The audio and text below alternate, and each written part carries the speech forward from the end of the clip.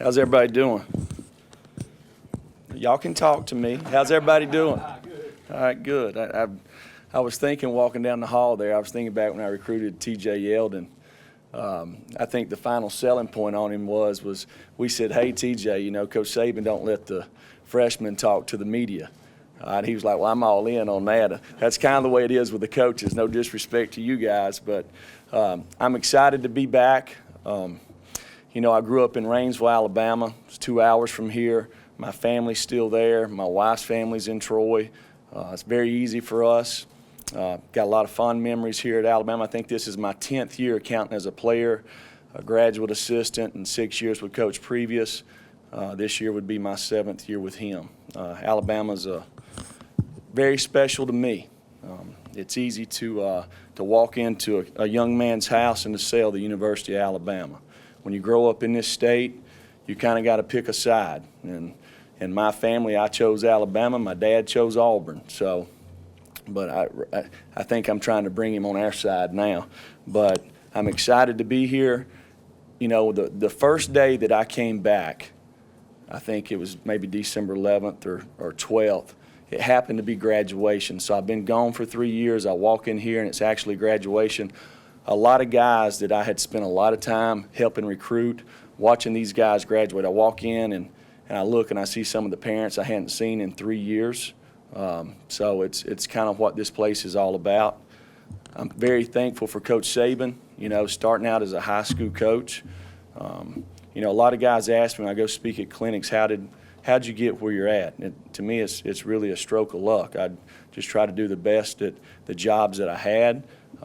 Very fortunate that Coach gave me an opportunity. And worked in a lot of different roles here, you know, from the weight room to academics, player development, just doing what I could to try to help the organization. But learned a lot of football in the 6 years that I was here before. Coach gave me the opportunity to be the defensive back coach. I'm very thankful for him for that. You know, when I left here 3 years ago, I went to Florida State and was real easy transition for me because Jimbo Fisher had worked with Coach Saban. The practice schedules, his philosophy, everything was very similar. You know, and for me, for a first job as a defensive coordinator, that made it really easy. Got to work with some really good people, really good players. We won a national championship from there, going to Georgia, working with Coach Rick. Probably for the last 2 years, I learned as much about being a man from him as anything. Very thankful for the opportunity that he gave me. The one thing about in this business about moving, you get in this business to have a positive impact on kids. My first job, I tell guys in recruiting, you're probably not going to find any defensive coordinator in America that his first job, he was a K through third grade PE teacher. Done that for 3 years. You're just not going to find that. And you know, my family has a history of educators, and to me that's what it's about to players. But unfortunately in this business we do have to, there is transition, you know, so that's the tough part. But it was good to get back to see some of the old faces, the Ryan Andersons, the Dalvin Tomlinsons, Big Shank, just guys that kind of involved in recruiting. So it's fun to be back in the building. Unfortunately, there's some folks that were here before that's not here now. Every day I see Miles, may get a little emotional here, but I see Miles, you know, name on the plaque there. So, excuse me, I'm sorry. But you got people that poured into this program, so this means a lot to the people in this state, and it's a very special place to me. We've got some changes on our defensive staff. You know, Carl Dunbar will coach the defensive line. Tosh Lapoy is still here coaching the outside linebackers, and Derek Ansley is now coaching the defensive backs. That's 3 guys that the first thing they're going to do is put the kids' good intentions. I mean, everything, they're going to make the kids work hard. They're going to buy into the program, and really good guys. I think we got a good staff here. You know, talking about this year's defense, this is a 2016 defense. It's not 2015, 13. 9, 10, this is 2016. Our kids are they're buying into the fact that we've not done anything. And, that sometimes, I was here before when we had some success. We won a championship in 9, and the next year we couldn't hardly get over ourselves. 2011, we had a little better transition after we'd experienced it before and understood the growing pains. We've got to get over ourselves. That's over with now. So we're trying to create our identity for this year's team, creating the right practice habits, the right mental toughness, being relentless competitors. We have experience at all 3 levels on our defense. We got some guys coming back on the defensive front. We got some guys at outside linebacker that's played a lot of games, inside linebacker, and we got some guys in the secondary. But we're trying to create some depth on our defense right now. And one thing that we keep stressing to these guys is nobody cares about what plays you made last year. It's all about this year. So we're starting every day talking about just 1 rep at a time. Let's get better, 1 rep at a time. We'll start over here with Aaron.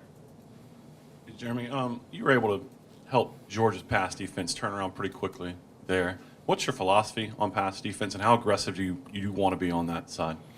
Well, one thing when I went to Florida State, we had very similar players. When I went to Georgia, we'd lost a lot of guys. We played with some young guys, so we had to find ways to kind of not do like we did here. We had to find ways to kind of cover up a little bit in the back end. We had some good pass rushers.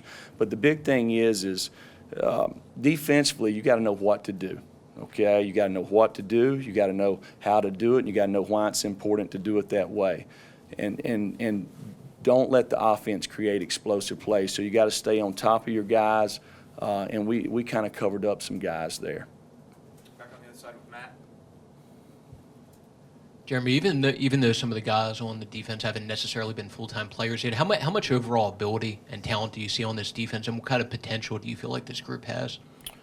Well, there's guys here that, like I said, has got some experience. To me, as Coach Saban, when he recruits guys, he's looking for the right intangibles.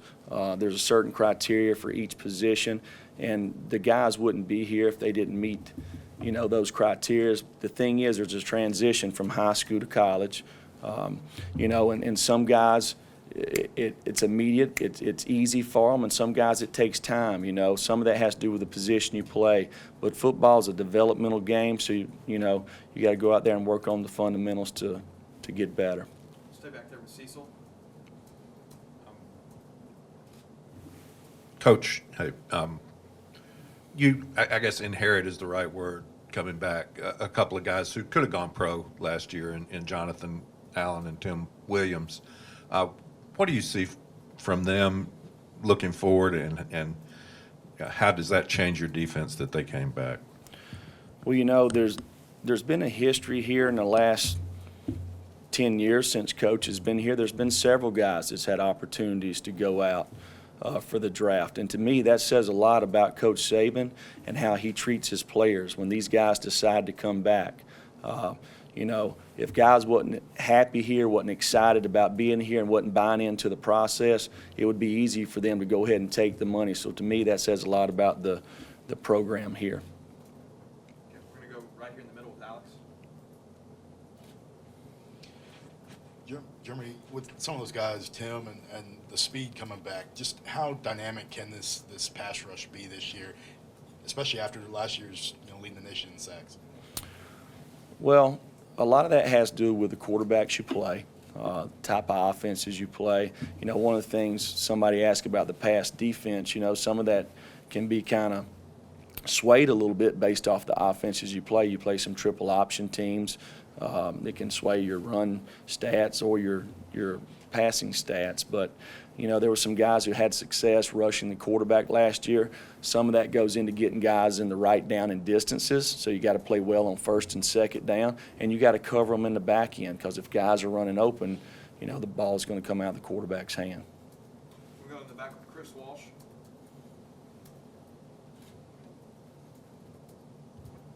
With Coach Saban, obviously the scheme doesn't change, but it seems like each coordinator kind of has their own thumbprint on what the defense does or the offense. What's going to be your thumbprint? How's it going to be different? Well, this is Coach Saban's defense. Everything in this program is Coach Saban's. When I left here, went to Florida State, I installed the defense that I learned here.